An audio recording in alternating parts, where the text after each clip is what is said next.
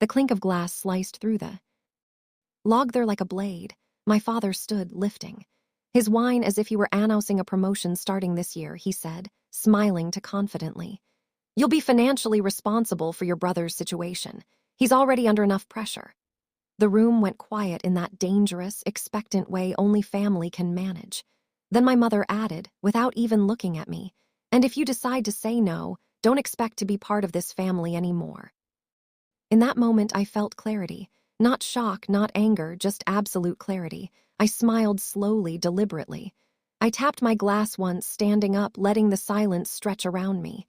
Then let this be my final toast, I said evenly, and the end of any money you'll ever see from me. Every fork froze midair. Someone inhaled sharply. No one laughed.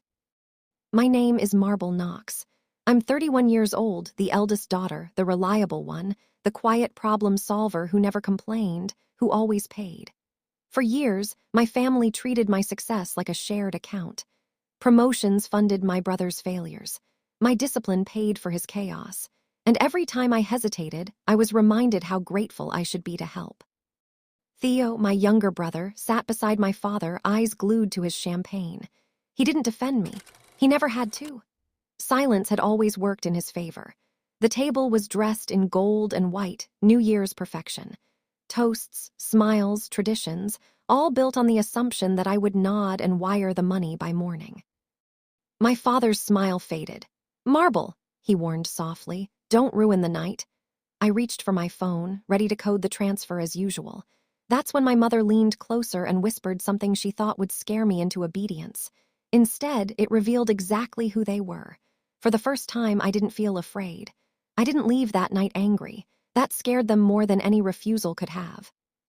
On the drive home, the city lights blurred past my windshield. All I could think was how normal that toast must have felt to them, like confirming a long-standing arrangement that had never been questioned. Theo had been struggling since college, dropping out twice, starting 3 businesses, finishing none. Every failure was labeled stress. Every consequence softened before it reached him. And every time I was called upon, it was for rent gaps, legal fees, temporary loans that were never repaid.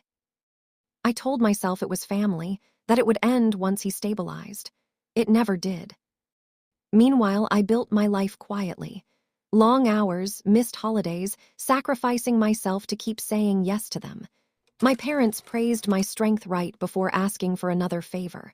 The worst part? They genuinely believed I owed them. That night, my phone buzzed incessantly, missed calls, messages from guilt to anger. My mother's final text read, "You're being dramatic, we'll talk tomorrow." I pulled into my apartment garage, engine still running, hands steady on the wheel.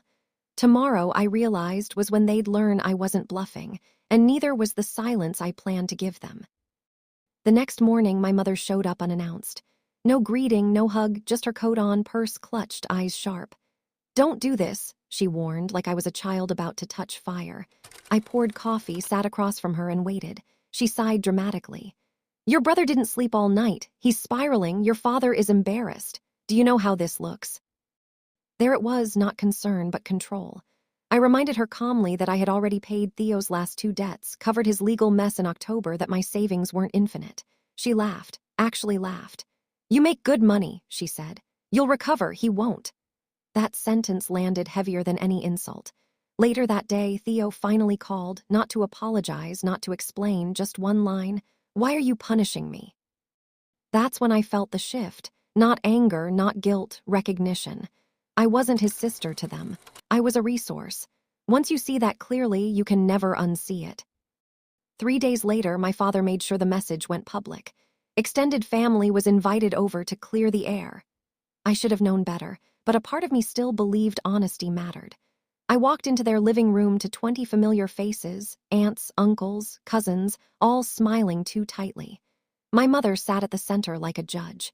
Theo was beside her, eyes down, playing his role perfectly. My father stood. "We're concerned about Alina's recent behavior," he said, using my full name, formal and cold.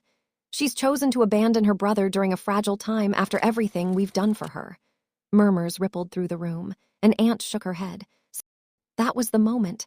They weren't just demanding money anymore, they were rewriting history. My face burned. My hands shook, not from fear, but from humiliation. And in that exact moment, something hardened inside me. If they wanted a story, I'd make sure the truth finished it. This time, I wouldn't defend myself at all. I went home and didn't cry. Shoes still on, lights off, replaying every word they'd used. Abandoned, selfish, ungrateful. Not once had anyone mentioned the years of transfers, receipts, late-night calls. By morning, the pain settled into something cleaner. Focus. I opened my laptop and pulled up 7 years of bank records. Every payment, every rescue, organized by date, amount, purpose, rent, debt, legal fees, business restart. Then I pulled out the documents Theo had asked me to co-sign last year. The ones my father promised were harmless. I trusted them. I shouldn't have. For the first time, I read every line slowly. There it was, not just entitlement, but liability. I realized I didn't need to shout. I didn't need to expose them emotionally. I just needed to stop protecting them from consequences. Once I did that, everything would move on its own. I closed my laptop, calm and steady. They thought I was panicking. In reality, I was finally done saving people who kept pushing me under. I started with silence. No replies, no explanations, no warnings.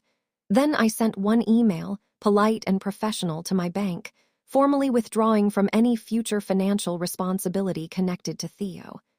Next, I contacted a lawyer, not to threaten, but to clarify, to separate my name from every obligation I'd been guilted into carrying. The real tension came 2 days later. My father called, voice tight. "What did you do?" he asked. I said nothing at first, letting the quiet stretch. I stopped fixing things. I finally replied. By that evening, the fallout had begun. Payments bounced. Calls went unanswered. Doors that had always opened for Theo suddenly didn't. My phone lit up, my mother, my brother, then my father again. This time, panic under the anger. For the first time, they weren't asking. They were realizing. And I sat there, heart steady, listening to their world finally wobble, knowing I hadn't pushed it. I'd simply stepped out of the way. 2 days after my silence began, they finally arrived at my door together. My parents, shoulder to shoulder, looked older, tense, unsure strangers in their own home. My mother's eyes searched mine, sharp and demanding, but I didn't flinch. She reached for my arm instinctively. I stepped back, calm, letting her hand hover in the air. For the first time in my life, I watched them hesitate, uncertain, scared, not of losing me, but of facing the consequences without my cushion. "You didn't have to take it this far," she said, her voice trembling ever so slightly. I looked past her at my father. He wouldn't meet my eyes, his jaw tight, a slight quiver betraying the rigidity of his control. Theo wasn't with them. That silence screamed louder than words. My father finally broke it. "Real trouble, and you're the only one who can help." I shook my head slowly. "I already did," I said evenly. "For years, I helped you avoid every consequence. I rescued, I covered, I paid. That ends now." My mother's hand fell to her side, her fingers twitching. They didn't understand, because they had never faced life without my intervention. Their panic was new to them, raw, unpracticed. I opened the door wider. "No," I said, calm and firm. "I'm finally walking forward. Not for you, not for him, for me." My father exhaled sharply, a sound heavy with disbelief. They left without another word, shoulders slumping as if the weight of all those years of entitlement had finally caught up. And for the first time, the silence felt earned, heavy, powerful. 2 weeks later, I heard through an aunt that Theo had finally been forced to deal with the consequences of his choices. No safety net, no transfers, no sister softening the blows. He struggled. He faltered. He faced the cold, raw truth that life would no longer pause for him. My parents stopped calling, not because they understood, but because there was nothing left to demand, no more strings they could pull. The city felt different that New Year's Day. I poured a glass of wine and stood by my apartment window. Quiet, honest, clean, the table, the toast, the threats, the carefully disguised family duty. All of it now belonged to the past. They had believed money was my obligation. They were wrong. It wasn't obligation, it was choice. And choosing myself didn't make me cruel, it made me free. I whispered to the empty room, to endings, to clarity, to never confusing love with control again. Days blurred into a new routine. No calls, no demands, no distractions from the chaos they had once relied on me to fix. My phone remained quiet, and yet every now and then Days blurred into a new routine. No calls, no demands, no distractions from the chaos they had once relied on me to fix. My phone remained quiet, and yet every now and then I caught glimpses of the fear my absence had sown in them. My father called one evening, not demanding, not pleading, just testing, probing the limits of my detachment. "Marble, you're serious," he said softly, disbelief heavy in his tone. "You woe." I let the pause stretch, the silence heavy between us. "I'm serious," I finally replied. "I can't fix what you refuse to face." His sigh cut through the line, a mixture of resignation and panic. For the first time, he understood the gravity of letting someone live unprotected by my intervention. Meanwhile, Theo's world began to crumble exactly as it should have years ago. Missed payments, unanswered emails, consequences catching up with debts and decisions he had ignored. I watched from a distance, steady not out of malice but out of necessity. Sometimes he called, hesitant, almost pleading. "Marble, can you help me?" And I answered the same way every time, silence. It was a lesson that would take him years to understand, but it was the only one he would truly learn. And yet, the shockwave of their panic reached beyond him. My parents started questioning their own choices, the years of reliance, the blind belief that I would always step in. But it wasn't introspection. They were too practiced in denial. It was fear. Fear that the structure they relied on, the safety net I provided, was gone, and they had no idea how to rebuild it without me. Then came the first confrontation I had deliberately prepared for. My father arrived at my apartment alone, coat over his arm, expression carefully neutral. "We need to talk," he said. "Theo, he's in deep trouble." I studied him quietly. Deep trouble. That was the understatement of the century. I didn't rise, didn't invite him in. I stayed seated, coffee in hand, calm as the winter light through my window. "I've been responsible for him for too long," I said evenly. "Every mistake, every failure, every temporary rescue, it ends here.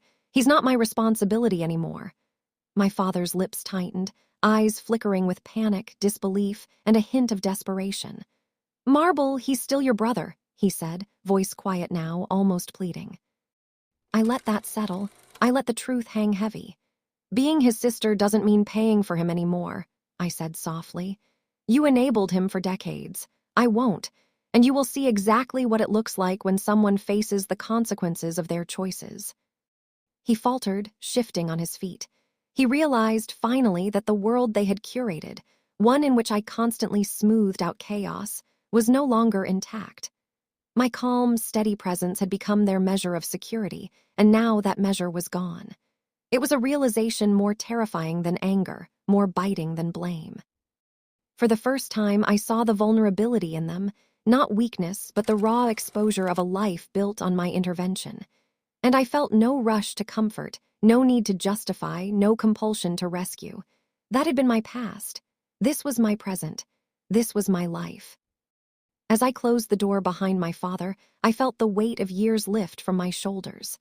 I wasn't abandoning anyone. I was reclaiming my boundaries, my peace, my agency. The lessons of silence, of measured response, of non-intervention, they weren't cruel. They were necessary. And in that quiet, I finally understood the power of stepping back. Theo would learn the hard way. My parents would wrestle with a reality they had never faced before. And I would finally live, uninterrupted, untangled, unburdened by the debts of others. For the first time, the silence was mine, entirely mine, and it hummed with promise, freedom, and the kind of clarity that comes only when the years of enforced responsibility finally end. The days after my final boundary felt surreal. The apartment was quiet, yet charged with an invisible tension, as if the walls themselves knew I had changed something irreversibly. My phone remained mostly silent, no frantic messages, no pleading calls. I had expected panic.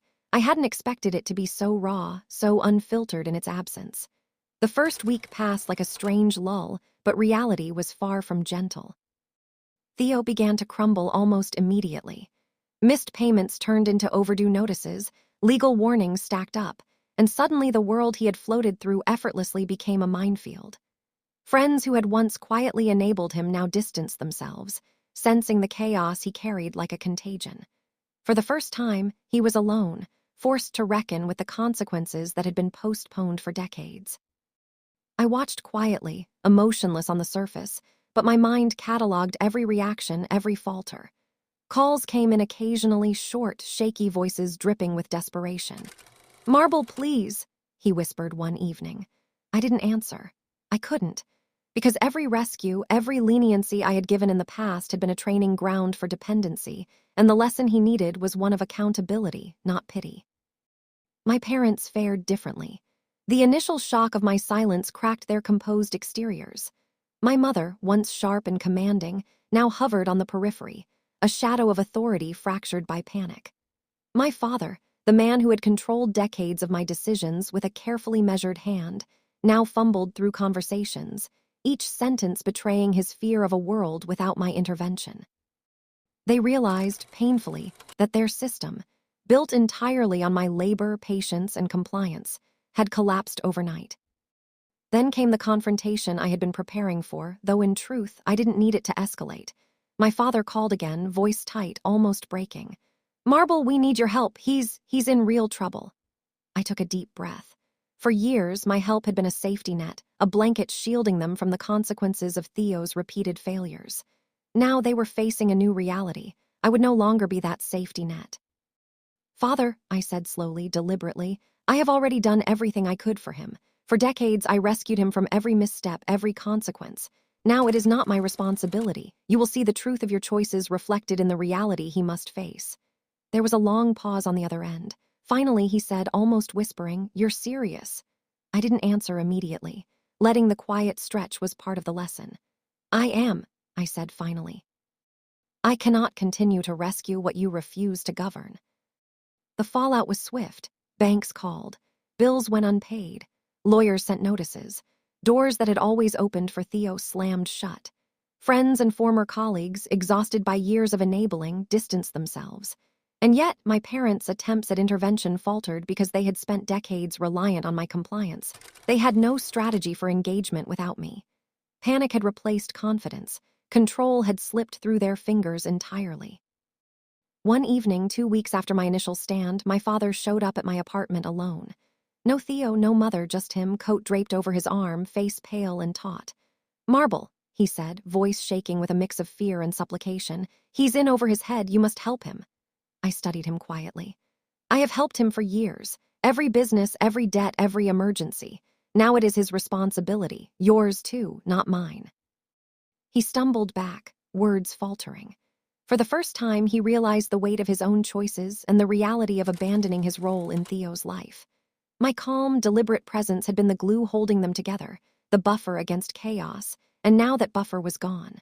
My father understood, finally, that the structures they had relied on, me, my discipline, my finances, were not infinite. He left silently, defeated, unable to argue against the truth. Theo struggled through the following weeks, facing the consequences I had once absorbed for him. Rent notices, late payments, legal warnings, they piled up like a storm. He faltered, stumbled, but slowly, painfully, he began to navigate reality on his own terms. He called a few times, voice trembling, each call a mirror of his growing understanding. Life without me would not bend to his will. I answered with silence, letting him learn the lessons I had once shielded him from. Months passed. My parents ceased their calls entirely, not out of enlightenment, but because there was nothing left to demand. Theo adapted, not perfectly, not instantly, but steadily. The dependency that had defined our family structure began to dissolve, replaced by accountability he had never known before. My world, once cluttered with constant emergencies and obligations, became mine. Peace, clarity, freedom, they weren't just concepts. They were tangible, living in every corner of my life I had fought to reclaim. On New Year's Day, I poured a glass of wine and stood by my apartment window. The city stretched before me, clean, quiet, honest. I thought of that table, the toast, the threats disguised as duty. They had believed my life was theirs to manage. They were wrong. It had always been my choice. The silence didn't end abruptly. It settled, slowly, like dust after a collapse. Days passed without emergencies, without urgent calls, without someone else's crisis bleeding into my mornings. At first, my body stayed tense, braced for interruption. Years of conditioning don't disappear overnight. I still checked my phone instinctively, still felt that old pull to fix what wasn't broken in my life, only abandoned in theirs. But nothing came. And in that absence, something unfamiliar began to grow. Space. I noticed how quiet my mornings were. How my coffee stayed hot because no one interrupted it with a demand disguised as concern. I noticed how my thoughts were finally my own, not constantly calculating who would fail next, how much it would cost me, and how quickly I could wire the money before things got worse. For the first time, nothing was worse. Weeks later, I ran into an aunt at a grocery store. She looked surprised to see me calm, steady, unchanged. "Your parents are struggling," she said carefully, as if testing me. "Things are difficult with Theo." I nodded once, not cold, not defensive, just finished. She waited for more, an explanation, regret, guilt, something familiar. I gave her none. And that silence told her everything she needed to know. She changed the subject. That was when I understood something important. People don't miss you when you stop giving. They miss the comfort of what you removed, the relief, the escape, the buffer between their choices and reality. Theo didn't transform overnight. That would have been a lie. Growth never looks cinematic in real life. It looks slow, messy, humbling. I heard he sold things, took a job he once mocked, missed payments, made deals he couldn't escape with charm alone. And for the first time, no one rushed in to clean it up. He had to sit in it. My parents, stripped of their favorite narrative, began shrinking from conversations. No more public speeches about family loyalty. No more gatherings designed to corner me into compliance. Without my resistance, their authority had nothing to push against. Control only feels powerful when someone submits to it. One evening, months later, my mother sent a message. Just one line. "I hope you're well." No apology, no accountability, no acknowledgement of what they'd done, but also no demand. And that mattered. I read it, let it sit, then replied with equal simplicity. "I am." That was all. Because healing doesn't always mean reconciliation. Sometimes it means distance without hostility, boundaries without cruelty, silence without guilt. I started rebuilding parts of myself I had postponed for years, took time off without explaining why, traveled without checking if it inconvenienced anyone, made plans that didn't include contingency funds for someone else's collapse. I laughed more, slept deeper, breathed fully. I realized something else too. I hadn't been strong because I carried everyone. I had been strong because I survived believing I had to. Letting go didn't make me weaker. It revealed how much strength I'd been wasting. On the next New Year's Eve, I was nowhere near a long table or raised glasses or forced smiles. I stood on my balcony, city lights below, cold air sharp and honest. No audience, no expectations, just me. I poured a glass of wine, not as a symbol, not as a statement, just because I wanted to. I thought about that first toast, the ultimatum, the threat wrapped in tradition, the way they assumed love meant obligation and silence meant agreement. They were wrong. Love without respect is control. Family without boundaries is extraction. And peace isn't something you earn by suffering quietly. It's something you claim by finally saying no. I raised my glass, alone, steady, unafraid. "To clarity," I said softly. "To choosing myself. And to never mistaking endurance for love again." The city didn't respond. It didn't need to. This time, the quiet wasn't punishment. It was proof. And for the first time in my life, the future didn't feel heavy. It felt open. I thought freedom would feel loud, victorious, dramatic. Instead, it arrived quietly, almost shy, like it wasn't sure I would recognize it after all these years. There was no applause when I chose myself. No one congratulated me for finally stepping away. Life simply continued, lighter, steadier, honest.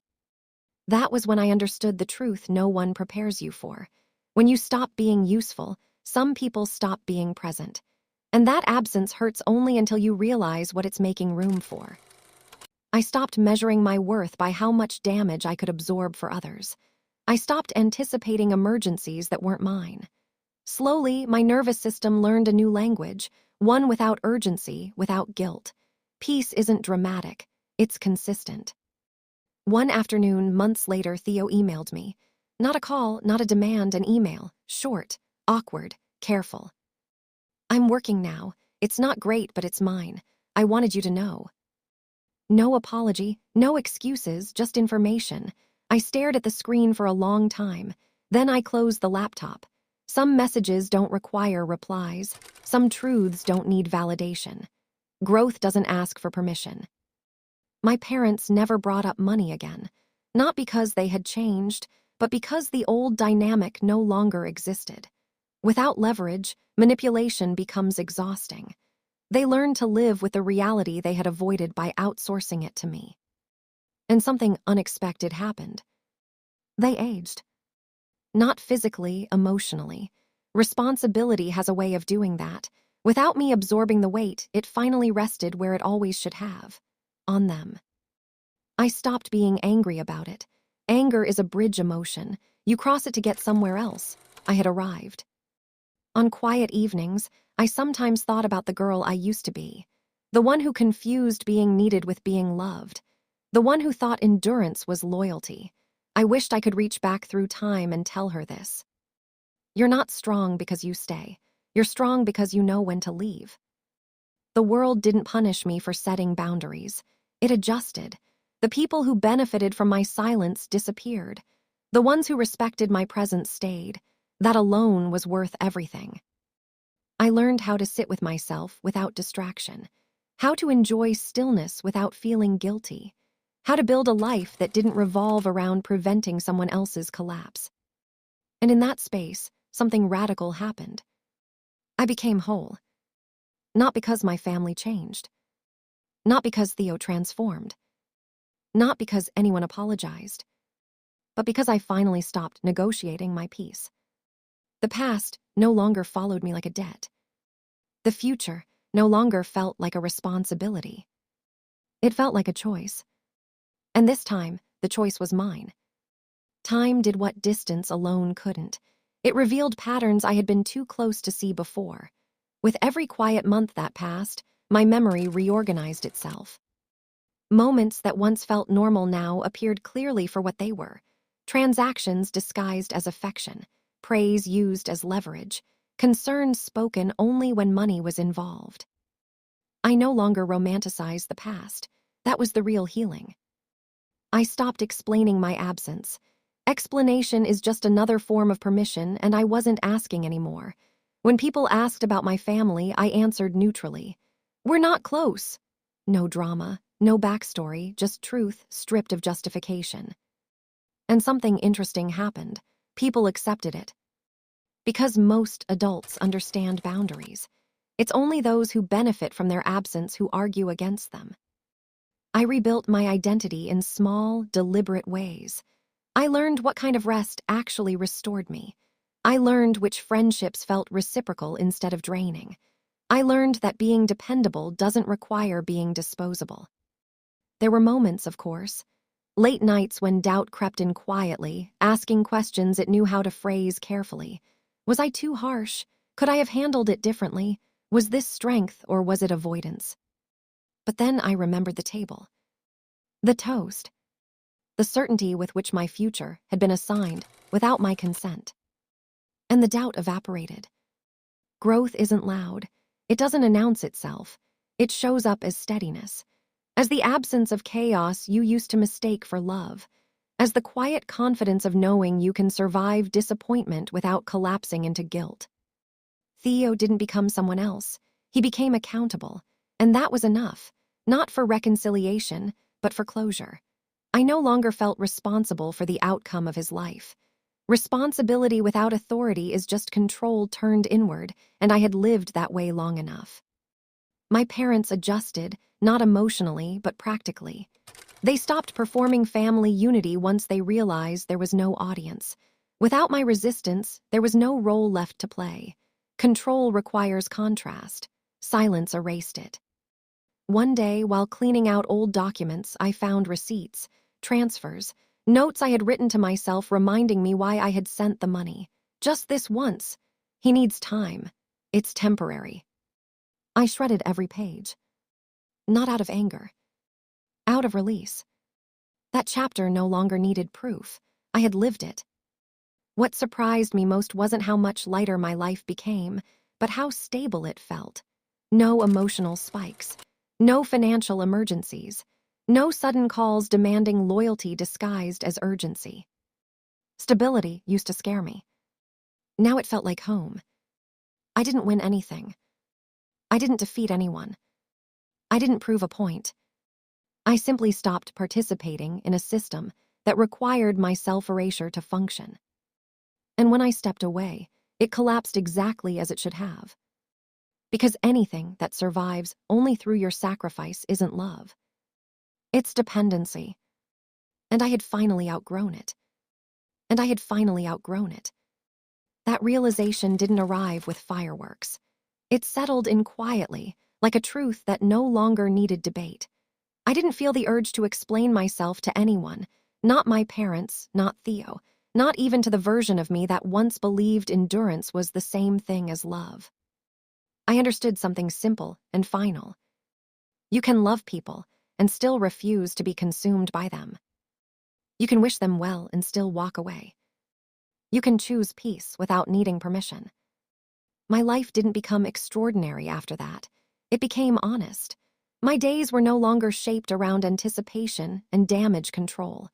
My nights were no longer filled with rehearsed conversations and imagined emergencies. I slept knowing that whatever happened next would belong to the people who created it.